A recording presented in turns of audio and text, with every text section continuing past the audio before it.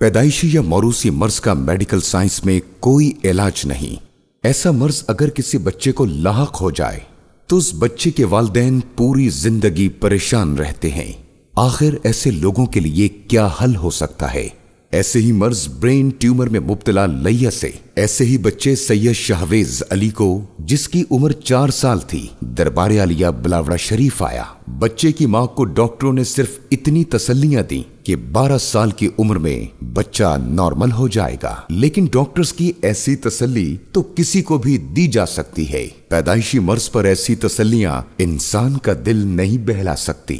ماں نے اللہ تعالی سے امید باندھ لی اور دربار عالیہ بلاوڑہ شریف میں اللہ پر یقین کر کے حق خطیب حسین علی بادشاہ سرکار سے 7 دم کروائے، اور آج اللہ تعالیٰ نے اس بچے کو پیدائشی مرض یعنی برین ٹیومر سے نجات عطا فرما دی۔ آج اس کی وہی روتی ہوئی ماں کے چہرے پر خوشی ہے۔ آج ایک بار پھر ڈاکٹروں کی تسلیوں پر نہیں بلکہ لوگوں کو اللہ تعالیٰ کے قرآن پر یقین ہو چکا ہے۔ اسی لیے دربار عالیہ بلاوڑہ شریف میں دکھ اور غم کے ماروں کا وہ جم غفیر نظر آتا ہے جو دنیا کے تمام علاج اور معالجوں سے مایوس ہو کر صرف اللہ سے امید لگا کر قلندر کے پاس آتے ہیں۔